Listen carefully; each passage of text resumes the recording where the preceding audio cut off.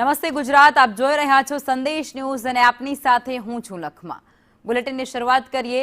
PM Narendra Modi જે આજે ગુજરાતના પ્રવાસે છે, 20,000 કરોડના વિકાસ કામોની તેઓ ભેટ આપવાના છે। ખાસ કરી અને સાણંદમાં સેમિકન્ડક્ટર પ્લાન્ટનું ઉદ્ઘાટન કરશે। ભારત હવે ગ્લોબલ ચિપ મેન્યુફેક્ચરિંગ હબ બનવા તરફ આગળ જઈ રહ્યું છે। ગાંધીનગરમાં સમ્રાટ સંપત્તિ મ્યુઝિયમનું લોકાર્પણ કરશે। થરાદમાં પીએમ મોદીની વિશાળ જનસભાનું પણ આયોજન કરવામાં આવ્યું છે। પીએમના હસ્તે આવાસ યોજનાનું લોકાર્પણ કરવામાં આવશે। રાજ્યભરમાં 38,000થી પણ વધુ પરિવારોને પોતાનું ઘર મળશે। હિંમતનગર ખેડબ્રહ્મા રેલવે લાઇનનું પણ તેમના દ્વારા ઉદ્ઘાટન કરવામાં આવનાર છે।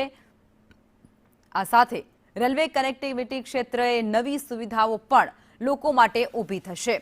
કાનાલુસ જામનગર રેલવે પ્રોજેક્ટનું તેમના દ્વારા લોકાર્પણ કરવામાં આવશે।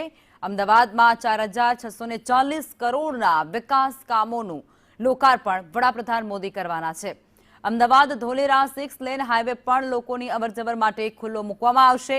અમદાવાદ ધોલેરા હાઈવે 5,105 કરોડનો ખર્ચે તૈયાર કરવામાં આવ્યો છે અને જે હવે લોકોની અવરજવર માટે ખુલ્લો મુકાશે। લોકો તેનો ઉપયોગ કરી શકશે। વડાપ્રધાન જ્યારે વતનની વાટે છે ત્યારે કરોડો રૂપિયાના વિકાસ કાર્યોનું તેમના હસ્તે લોકાર્પણ પણ કરવાનું છે, જેને લઈ અને અત્યારે તમામ તૈયારીઓ પણ થઈ ચૂકી છે। પોલીસનો ચાંપતો બંદોબસ્ત પણ તમામ રૂટ પર અત્યારે ગોઠવી દેવામાં આવ્યો છે। વડાપ્રધાનના આગમનને કારણે મેટ્રો ટ્રેન છે તેની જે રૂટ છે તેના પર પણ તેની સીધી અસર થઈ છે, તે પણ પ્રભાવિત થયા છે। કેટલાક સમય સુધી એ રૂટને પણ બંધ રાખવામાં આવશે, પરંતુ અલગ અલગ વિસ્તારોમાં વડાપ્રધાન જવાના છે અને ખાસ કરી વાવથરાદમાં તેમના દ્વારા એક જંગી સભાનું આયોજન છે, ત્યાં તેઓ રેલી પણ યોજી શકે તે પ્રકારની વિગતો પણ સામે આવી રહી છે। રેલવેથી લઈ અને હાઈવે સુધીની તમામ જે વિકાસ કાર્યોની ભેટ છે તે આજે મળી જવાની છે લોકોને। સમ્રાટ અશોકના પુત્ર સમ્રાટ સંપત્તિ મહારાજને સમર્પિત આ મ્યુઝિયમ જે છે તે મ્યુઝિયમનું પણ તેમના દ્વારા આજે લોકાર્પણ કરવામાં આવનાર છે। જૈન ધર્મના પ્રખર પ્રચારક તરીકે સંપત્તિ એ ઓળખ ધરાવી રહ્યા છે અને તેમને સમર્પિત આ મ્યુઝિયમ જે હવે લોકો માટે ખુલ્લું મૂકવામાં આવશે।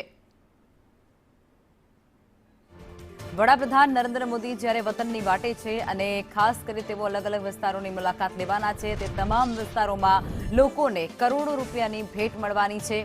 ગાંધીનગરમાં સમ્રાટ સંપત્તિ મ્યુઝિયમનું લોકાર્પણ કરશે તો વાવથરાદમાં પીએમ મોદી વિશાળ જનસભાને સંબોધિત કરવાના છે। આ સાથે જ